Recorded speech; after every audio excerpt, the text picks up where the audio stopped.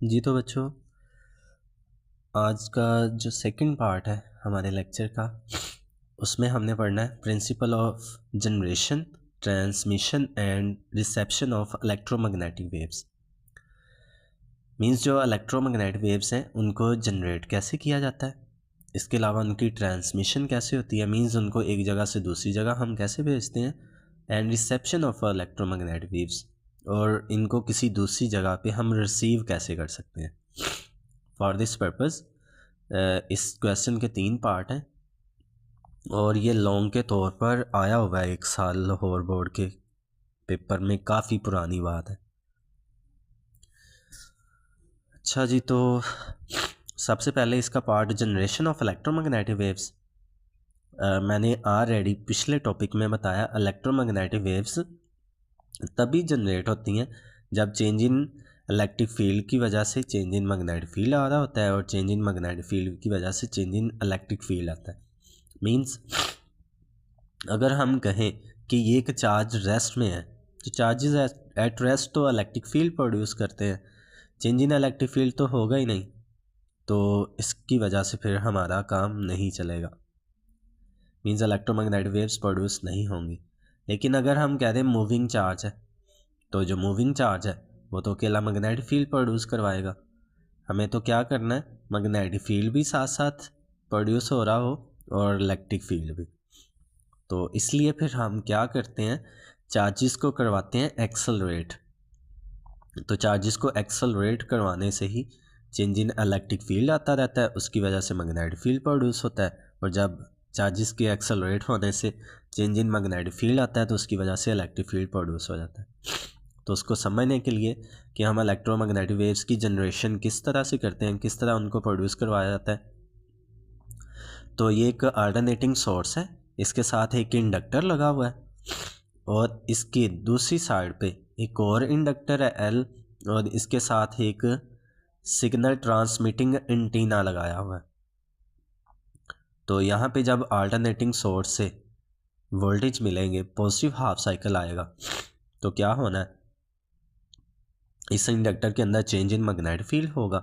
Change in magnetic field की वजह से पास ही पड़े हुए इंडक्टर के अंदर by the phenomenon of mutual induction, उसकी वजह से इसमें भी क्या हो जाएगा, चेंज इन मैग्नेटिक फील्ड की वजह से change in electric magnetic flux, change in magnetic field flux की वजह से क्या होना है, इसके अंदर इंड्यूस ईएमएफ, और इसकी वजह से फिर होगा इंड्यूस करंट, और उसी इंड्यूस करंट की वजह से क्या बनेगा, इलेक्ट्रिक फील्ड। और उसके बाद फिर क्या होगा, पोलैरिटी चेंज होगी। जब पोलैरिटी चेंज होनी है तो मैग्नेटिक फील्ड अगेन चेंज होगा, उसकी वजह से मुसलसल मींस चार्जेस ऑसिलेट करते रहते हैं बैक एंड फोर्थ। मींस कभी इसका टर्मिनल ये वाला पॉजिटिव बन गया, कभी नेगेटिव चार्जेस कभी यहाँ से फ्लो करके यहाँ तक आ गए, कभी यहाँ से फ्लो करके इधर तक चले गए। तो ये ऐसे ही ऑसिलेट करते रहते हैं सर्किट के अंदर मुसलसल। तो इलेक्ट्रिक फील्ड और मैग्नेटिक फील्ड का चेंज आता रहता है, जिसकी वजह से इलेक्ट्रोमैग्नेटिक वेव्स प्रोड्यूस होती रहती हैं। तो अब ये जो प्रोड्यूस होने वाली इलेक्ट्रोमैग्नेटिक वेव्स हैं, आगे इनकी ट्रांसमिशन करनी होती है, मींस इनको दूर दराज के इलाकों में पहुंचाना होता है।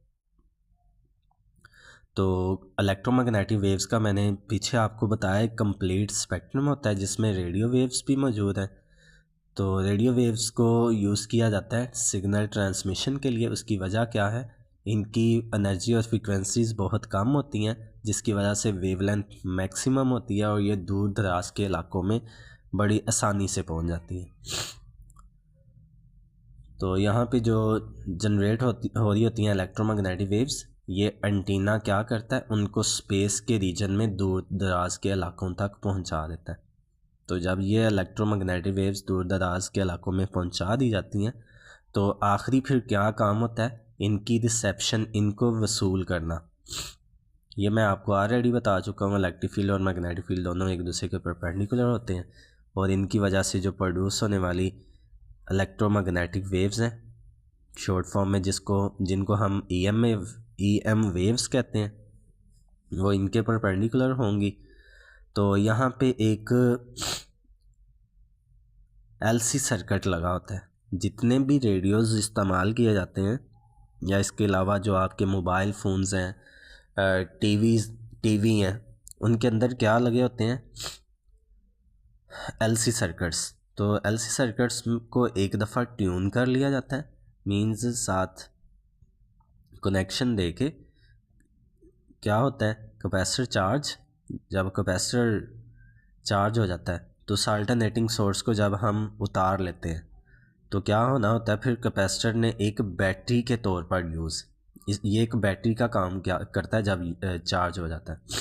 तो जब ये डिस्चार्ज होने लगता है तो इंडक्टर चार्ज होता है।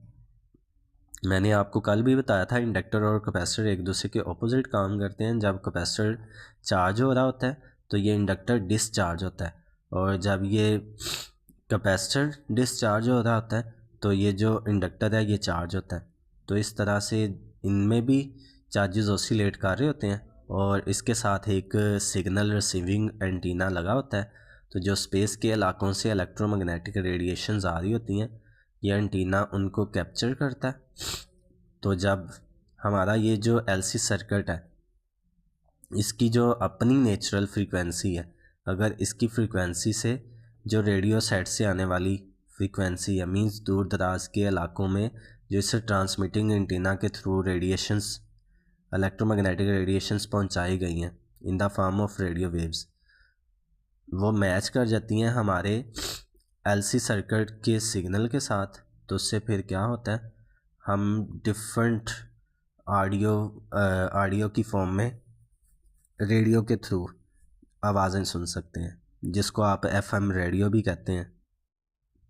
तो ये था आप लोगों का topic, principle of generation, transmission and reception of electromagnetic waves.